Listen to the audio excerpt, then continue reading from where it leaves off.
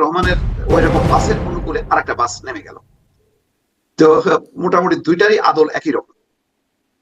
এখন তারপরও চলতেছে। এখন তাদেরকে দুর্নীতিবাজ চাঁদাবাজ বলছে। তারাও বলছে যদি চাঁদাবাজ হয়ে থাকে তাহলে জামাতের দুইজন মন্ত্রী ক্যাবিনেটে ছিল কেন? তারা বলতেছে অন্তত আহ 3টা মন্ত্রণালয়ে কোনো দুর্নীতি হয়নি। এরকম মানে সব বিচ্ছিন্ন কথাবার্তা, এগুলির আসলে আহ কোনো অর্থ বহন করে না।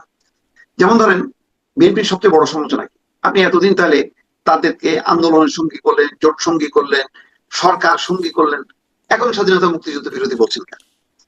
এটা যেমন প্রশ্ন। আবার জামাতেরও প্রশ্ন যে আপনারা কিভাবে একসঙ্গে আন্দোলন করে মানে কোলে পিঠে মানে বিএনপির কোলে পিঠে মানুষ হয়ে এখন আবার বিএনপির বিরোধিতা করছেন কোন মুখে? এটা তো আপনাদের মানায় না। আপনাদের কারণে তো তারা স্বাধীনতা মুক্তিযুদ্ধের এই কথাগুলো এখন যেভাবে বলছে সেভাবে বলেনি। তাহলে এক ধরনের প্রোটেকশন দিয়েছে, দুধ কলা দিয়ে। তাহলে কি সাপ পুষলো বিএনপি এতদিন? এখন ছবল মারছে। বিষয়টা তেমন না। যেমন দেখেন, আজকে শেরপুরে 300 400 500 ওই যেই আসনে সবচেয়ে দুর্বল, সেই আসনে এমন একটা ঘটনা ঘটালো, সেখানে মারা গেছে জামাতের একজন নেতা, কিন্তু আহত হয়েছে, হতাহত মানে অন্য দিক দিয়ে শারীরিকভাবে জখম হয়েছে কিন্তু বিএনপির বেশি। এবং এটা ইন্টেনশনালি মানে মাইকেই বোঝা যাচ্ছিল। বারবার জামাতের নেতা কর্মীদেরকে আহ্বান করা হচ্ছিল, তারা শুনছিল না। মামলাটা করলো এখন প্রায় 400 500 আসামি বানাই দিল। তাহলে একটা উপজেলায় 400 500 আসামি হলে তাহলে, এবং প্রধান যেই প্রার্থী বিএনপির, তিনি হচ্ছেন প্রধান আসামি, তাহলে প্রধান আসামি সহ 400 500 নাই। তার মানে মারছাড় করে দেওয়া হলো সেই আগের সেই মামলার মতন। গণহারে যে মামলা হইতো এর সময়, বিএনপির সময়, আওয়ামী লীগের সময়, এখন কিন্তু তারা করছে। তাহলে কি জামাতও কি একই পদ্ধতি নিল? মানে এরকমই হবে যে একটা হত্যা মামলা হয়েছে, 400 500 আসামি, তার মধ্যে 250 কি 300 নাম ধরে ধরে, নাম একটা উপজেলায় 250 300 যদি বিএনপির নেতা কর্মীর নাম ধরে মামলা করা হয়, আর থাকে কেউ, তারপর আবার অজ্ঞাত আছে। জি। মানে একটা আপনি বলছেন মোস্তাফিজ আগের মতো মানে এটা বন্ধ হলো কোথায়? এখন তো আর শুরু হলো না। মানে 5ই আগস্টের পর থেকে তো ওই অজ্ঞাতনামা আসামি 200 300 হাজার খানেক আসামি রয়ে গেছে আমি আরকি। ওই পর্বটাও বাদ দিলাম, ওই হ্যাঁ, পর্বটাও আমি হ্যাঁ। বাদ দিলাম। কিন্তু এখনকার এই ভোটের সময় আর 2 সপ্তাহ নাই ভোট, আপনি এই যে আসামিটা করলেন, তাহলে এখন পুলিশের দায়িত্বটা কি? আইন অনুযায়ী তাদেরকে গ্রেপ্তার করা, ওই 400 500 প্রধান আসামি সহ। তাহলে ওই অঞ্চলে কি তাহলে ভোট হবে না, নাকি বিনা ভোটে জামাতের প্রার্থী যিনি আছেন তিনি জিতে যাবেন? সেই জন্য কি ঘটনা ওখানে ঘটনা হলো? তাহলে আমি এইরকম যদি পরিস্থিতি হয়, তাহলে সামগ্রিকভাবে নির্বাচনের এই মুহূর্তের মানে অবস্থাটা কি, সেটাও কিন্তু মানে একদিকে তারা নাম ধরে সমালোচনা করছে না এক পক্ষ আরেক পক্ষকে, কিন্তু সবই কিন্তু বলছে। জি, কিন্তু অন্যদিকে তৃণমূলের এই শেরপুরের এই ঘটনাটা অত্যন্ত অশনি সংকেত। এই যদি চলতে থাকে এই ধরনের মামলার প্রকৃতি, তাহলে আগামীতে বিএনপি আসুক বা জামাত আসুক, তারা কি এইভাবেই মামলা চর্চা করবে? সুনির্দিষ্ট ব্যক্তিকে চিহ্নিত না করে, ঘটনার ব্যাপারে তদন্ত না করেই বাস একতরফা একটা মামলা হয়ে গেল, আর দৌড়ের উপরে থাকলো। তো এই দৌড় তো আমরা 15 বছর ধরে শুনতাম যে আওয়ামী লীগের বিরুদ্ধে যে আওয়ামী লীগ দৌড়াইতো, এখন কে কাকে দৌড়াচ্ছে? এটা হচ্ছে বড় প্রশ্ন। জি। অনেক ধন্যবাদ জনাব মোস্তাফিরোজ। আমি ডাক্তার আব্দুল নূর তুষার আমাদের সঙ্গে যুক্ত হয়েছেন এর মধ্যে। ডাক্তার আব্দুল নূর তুষার, আপনাকে স্বাগত জানাচ্ছি। জিজ্ঞাসা করছিলাম যে প্রচারণা আসলে প্রতিদিনেরই প্রশ্ন এটা, যে কোনো ডেভেলপমেন্ট কেমন চলছে প্রচারণা, এবং বিশেষ যে জায়গাটি নিয়ে জনাব মোস্তাফিরোজ বলছেন ওটাই একটু শুরু করি। যে তারেক রহমান প্রচারণায় বললেন যে জামাতের দিকে, ওই যে নাম বলছেন না কিন্তু দুই দলের দিকে নাম, মানে ইঙ্গিতটা একদম স্পষ্ট, জামাতের দিকে ইঙ্গিত করে বলছেন গুপ্ত সুপ্ত, তাদেরকে তারা এত বছর 16 বছর যারা ক্ষমতায় ছিল তাদের সাথে মিলেমিশে রাজনীতি করেছেন। জামাতের আমির আবার প্রতিক্রিয়া বলছেন নিজেই গুপ্ত হয়েছিলেন বছরের পর বছর। অতএব এসব গুপ্ত সুপ্ত বলে লাভ নাই। আসলে আসলে এই লাভ নাই জায়গাটা থেকে আমি একটু জানতে চাই, লাভ হচ্ছে এরকম পাল্টাপাল্টি বলে? কারণ যেটাই পাল্টা বলছেন, অপর দিকের অভিযোগে দেখা যাচ্ছে যে সেখানে তাদেরও কিছু যোগসূত্র ছিল, ওই স্বাধীনতা বিরোধী বলা বা দুর্নীতির কথা বলা পাল্টা থেকে, মানে সবাই একই জায়গায় দায়ী হয়ে যায়। তাহলে এই পাল্টাপাল্টি অভিযোগগুলোতে খুব লাভ হচ্ছে ডাক্তার তুষার? না, ভোটের সময় মানুষ আসলে কি করে প্রশংসা করবে? বলবে যে আমার আমি জানি প্রতিপক্ষ না, খুব মানে ভালো। এটা করে লাভ হচ্ছে, এটা আমার প্রশ্ন। এটা করলে নিশ্চয়ই লাভ হয়। বাংলাদেশের মানুষ যেরকম মানুষ নিশ্চয়ই এগুলো শুনতে চায়। আর রাজনীতিতে ওনারা আমাদের চেয়ে ভালো বুঝেন। নিশ্চয়ই এগুলো বলে তারা অতীতে রাজনীতি করেছেন, সেই রাজনীতিতে নিশ্চয়ই তাদের লাভ হয়েছিল। আর সমালোচনা তো কিছু থাকবে, সমালোচনা না করলে পরে তারা যে ভালো এটা প্রমাণ করবেন কিভাবে? কারণ আমার কাছে মনে হয় না যে আহ এই ধরনের সমালোচনা আমাদের মাইন্ড করার কিছু আছে। বরং আমার কাছে মনে হয় যে এটা স্বাভাবিক, এই ধরনের সমালোচনা হওয়ার কথা ছিল, হচ্ছে। আর দেখতে হবে যে সমালোচনা কারটা বেশি সত্য, কারটা কম সত্য। এই জিনিসটা ভোটারদেরকে দেখতে হবে, ভোটারদেরকে বিবেচনা নিতে হবে যে কে গুপ্ত ছিল আর কে সুপ্ত ছিল। যারা নিজেরাই বের হয়ে বলেছে যে আমরা গুপ্ত ছিলাম, আমরা লুকিয়েছিলাম আওয়ামী লীগে, আমরা তখন আওয়ামী লীগের মধ্যে ছাত্রলীগের মধ্যে নেচে নেচে গান করেছি নৌকা নৌকা বলে, তো তারা তো নিজেরাই স্বীকার করেছে। অতএব তাদেরকে গুপ্ত বলা মানে কোনো গালি দেওয়া না, তারা আসলেই গুপ্ত ছিল, গুপ্ত রাজনীতি করেছে। এবং এই গুপ্ত রাজনীতি করার জন্য তারা আশ্রয় নিয়েছিল অত্যাচারীর পেটে, যেখানে তার আবৃত্তি করার সময় বলে বিদ্রোহীর রণক্লান্ত আমি সেই দিন হব শান্ত, যাব অত্যাচারীর খড়গ কৃপান ভীম রণভূমে রণিবে না। আমরা তো দেখলাম বিদ্রোহীর রণক্লান্ত আমি থাকবো হইয়া জ্যান্ত, আমি লুকাইব তাহার জঠরে, বাহির হইয়া হইব আমি কঠোরে। তাই তো দেখলাম না? তো এটা দেখলে পরে হ্যাঁ হ্যাঁ, তো ওনারা তো লুকিয়েছিলেন, এটা তো পরিষ্কার। ওনাদের লুকিয়ে থাকা লোকজন বের হয়ে নিজেকে সভাপতি দাবি করেছে, তারপর দাবি করেছে যে ওই সময় তারা কৌশলের অংশ হিসেবে এইভাবে লুকিয়েছিল, নেচেছে, আহ, তারপরে জয় বাংলা বলেছে, তারপরে নৌকা নৌকা বলে গান গিয়েছে, এগুলো তো ভিডিও আছে। ফলে এগুলো তো অস্বীকার করার কিছু নাই। ফলে তারেক রহমান যদি তাদেরকে গুপ্ত সুপ্ত বলে থাকেন, তিনি অন্যায় কিছু বলেন নাই। কিন্তু এটাও একটা প্রশ্ন, গুপ্ত সুপ্তটা কি নেতিবাচক টার্ম ইউজ হবে? কারণ তারা তো বলছে এটা কৌশল, এই কৌশল কাজে দিয়েছে তাদের।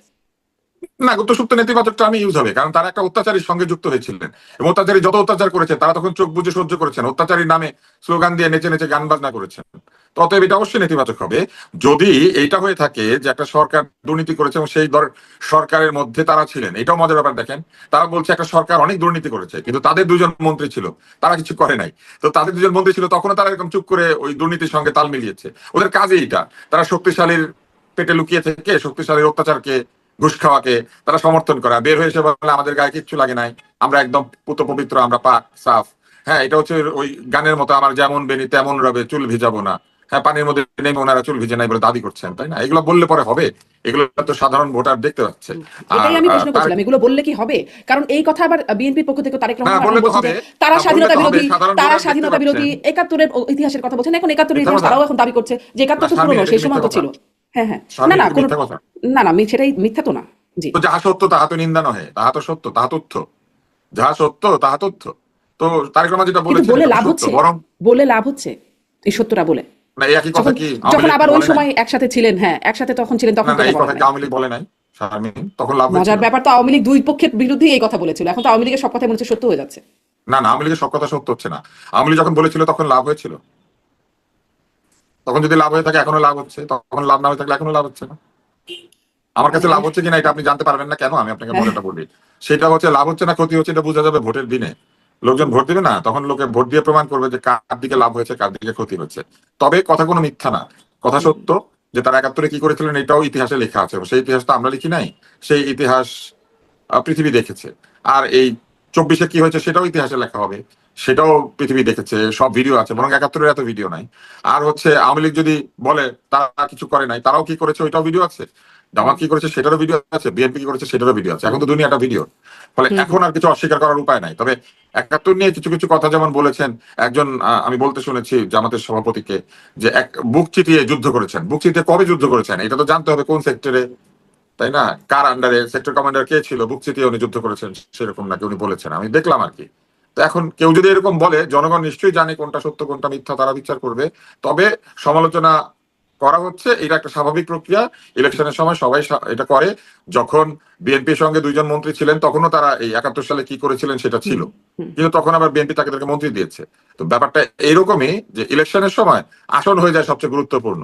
এনসিপি বলেছিল জামাত কি করেছে এবং যাদের বিরুদ্ধে এত বড় অভিযোগ আছে তাদের সঙ্গে তারা ঐক্য করতে পারে না, কিন্তু আমরা দেখলাম যে সেটাও তারা আসনের হিসাব মিলে নাই বলে তারা গিয়ে জামাতের সঙ্গে যোগ দিয়েছেন।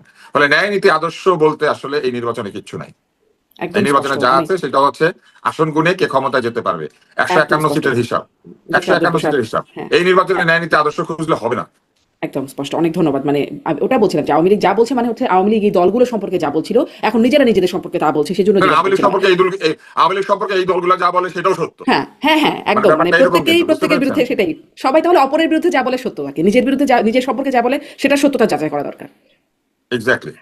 অনেক ধন্যবাদ। আমি মুস্তাফিরুজ আপনার কাছে প্রচারণায় আরেকটা বিষয়ে ডক্টর শফিকুর রহমান জামাতের আমির তিনি বললেন যে এখন চাপে পড়ে হ্যাঁ পক্ষে বলেছেন তারেক রহমান। এটা কি আপনাদের দুজনের কাছে এটা এই বিষয়টা একটু জানতে চাইবো যে এতদিন আসলেই আমরা শীর্ষ পর্যায়ে একদম তারেক রহমানের কাছ থেকে গণভোট প্রসঙ্গে অন্তত কিছু শুনি নাই, এই এখন এসে বললেন হ্যাঁ পক্ষে। এর আগে আমরা বিএনপির পক্ষ থেকে একদম শুরু থেকে একরকম নেগেটিভ ক্যাম্পেইনই ছিল যে গণভোটের না, যারা নেতারা তারাও অনেকে বলেছেন যে প্রচারণায় বলেছেন নায়ের পক্ষে, কিন্তু শেষ পর্যন্ত মির্জা ফখরুল ইসলাম আলমগীর বলেছেন নায়ের পক্ষে যাবার কোনো কারণ নাই, কিন্তু হ্যাঁ পক্ষেও তিনি বলেন নাই। যদিও তারই পুরনো বক্তব্য যদি শুনি নভেম্বরে, তিনি বলছেন এসব গণভোট জুলাই সময় যেগুলো মানুষ বোঝে না, বিদেশ থেকে আমেরিকা থেকে এসে শিক্ষিত লোকেরা এসে চাপিয়ে দিয়েছে বিষয়টা, এটা ছিল তারই বক্তব্য। এখন এসে আসলে তারেক রহমান বলছেন হ্যাঁ পক্ষে, গণভোটে হ্যাঁ পক্ষে। আসলে কেন এতদিন পরে এসে হ্যাঁ পক্ষে বলছেন? এই হ্যাঁ পক্ষে বলাটাকে আপনি কিভাবে দেখছেন? এটা কিছুটা মানে জি, মোস্তাফিজ শুনি, আপনার কাছেও আসবো ডাক্তার তুষার। জি। এটা একটা জনতুষ্টি আহ, আহ, পাওয়ার একটা চেষ্টা বা ভারসাম্য রক্ষা করার চেষ্টা। বিএনপি তো বেসিক্যালি এই ঐক্যমত্য কমিশনের যে সংস্কার, সেই সংস্কারের তাদের একটা ক্ষোভটা কি, যে আমরা নিজেরাই তো 31 দফা মানে সংস্কার কর্মসূচি দিয়ে মানে 2.5-3 বছর আগে আমরা জাতির উদ্দেশ্যে পেশ করছি। আমরা ক্ষমতা যে ওই সংস্কারগুলো বাস্তবায়ন করতে, তার মধ্যে অনেকগুলো সংস্কার প্রস্তাব ঐক্যমত্য কমিশনের সাথে মিলে দেয়। তো এখন এই সংস্কারের কথা বলে লম্বা সময় নির্বাচন ঝুলে রাখা, এটাও বিএনপি পছন্দ করেনি। আবার সংস্কারের এইরকম জটিল বিষয়গুলো নিয়ে সংসদকে বাদ দিয়ে এক ধরনের চেষ্টা, মানে তার পক্ষে ম্যান্ডেট নেওয়া, মনে হচ্ছে যেন এই সরকার নির্বাচন কন্ডাক্ট করে না, তার নিজের ক্ষমতার জন্য মনে হচ্ছে যেন গণভোট, আর রাজনৈতিক দলগুলোর জন্য সংসদ নির্বাচন, এরকম একটা বিভাজন। এই জায়গাটা বিএনপি পছন্দ করছে না ঠিক, আবার অপছন্দটাও মানে বলে একটা মানে নির্বাচনের যে পরিবেশটা বা নির্বাচনটা কিন্তু এমন ছিল যে তারা আন্দোলনও করে নাই, বলছিল যে ডিসেম্বরের মধ্যে যদি সংসদ নির্বাচন দেওয়া না হয় তাহলে তারা রাস্তায় নামবে। সেটাও তারা করেনি, যে যাতে অন্য কেউ সুযোগ না পায়, এই সুযোগে যাতে নির্বাচনটা প্রলম্বিত না হয়। তো সেই কারণে অনেক ক্ষেত্রেই আমরা গত 1-1.5 বছরে বিএনপি অনেক কিছু পছন্দ করছে না, কিন্তু আবার বিরোধিতাও করছে না খুব তীব্রভাবে। সাদিক কায়েম বললেন যে শেখ হাসিনাকে লাথি মেরে যেভাবে ভারতে মানে পাঠাই দিছি, তেমনি তারেক রহমানের ক্ষেত্রেও সেটি প্রয়োগ করা হবে। তার মানে তারেক রহমানকেও লাথি মেরে ভারতে পাঠাই দেওয়া হবে, এরকম একটা বক্তব্য করলেন। তো কিন্তু জামাতের আমির তো বলছেন না।